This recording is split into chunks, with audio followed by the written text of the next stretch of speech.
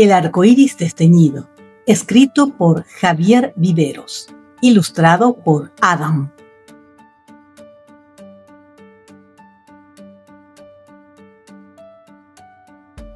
Qué sorprendidos se quedaron todos al ver el deslucido arcoíris que se pintó en el cielo cuando por fin se acabó la interminable lluvia.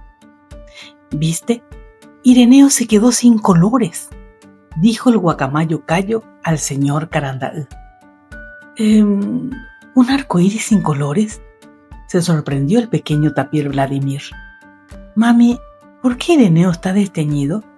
Preguntó Mimi a Cuarajumimbu.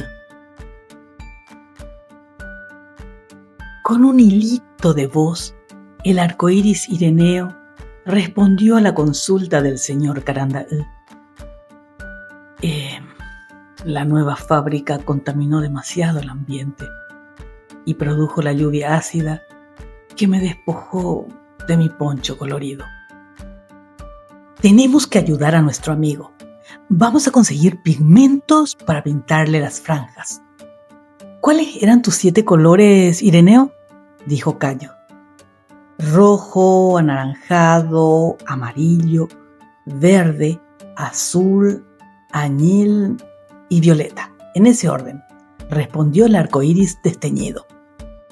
Mientras ustedes consiguen esos elementos, nosotros vamos a tener un diálogo con los contaminadores de la fábrica, rugió el yaguareté, que era el líder.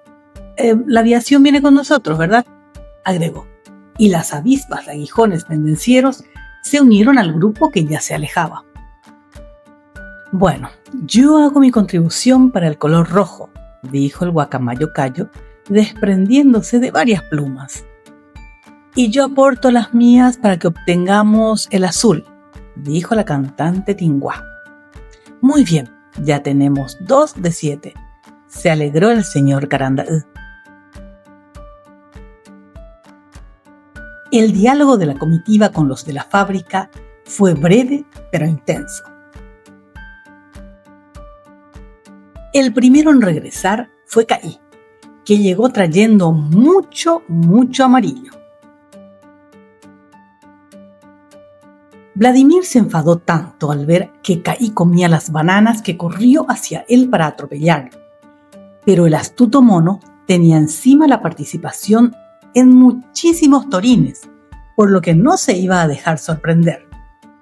Así no, amigos, paren ya, dijo el señor Carandaí.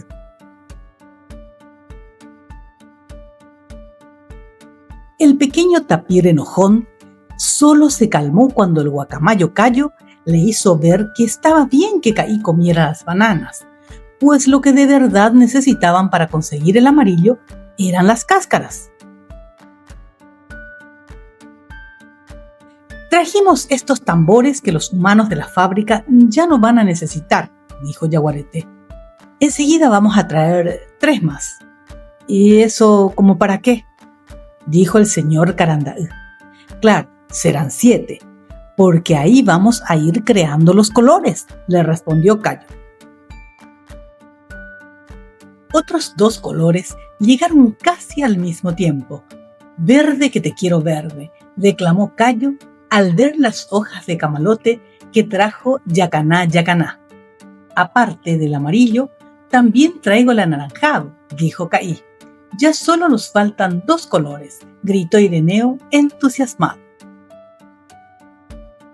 Estas flores de lavanda y los lirios nos van a dar el añil, aseguró Cuarajumimbu. No creo que se pueda conseguir el color violeta, se entristeció Ireneo.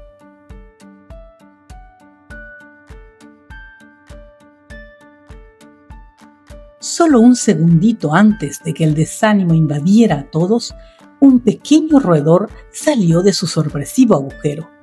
Amatista y Florita, para el color violeta de Ireneo. También traigo cuarzo anaranjado para reforzar el tinte que van a dar estas naranjas y el jaspe rojo para el primer color de la lista, dijo el Tuca Tuca Luca.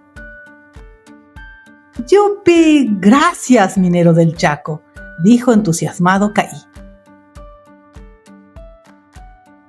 Pronto terminaron de machacar los componentes y agregar agua para obtener los pigmentos. El guacamayo Cayo se ofreció de voluntario y trabajó hasta el cansancio para pintar un color a la vez, con el apoyo aéreo de Cuarajimimbú. Cayo dio los brochazos finales. El arco iris nunca se vio tan lindo en el siempre bello cielo chaqueño. Ireneo a la acuarela, dijo el señor Carandaú. Y de tanto pintar, la belleza contagiosa también salpicó al guacamayo, que a partir de ese día lució hermosos colores sobre su poncho rojo. «Miren estas plumas de arco iris, amigos», dijo Cayo.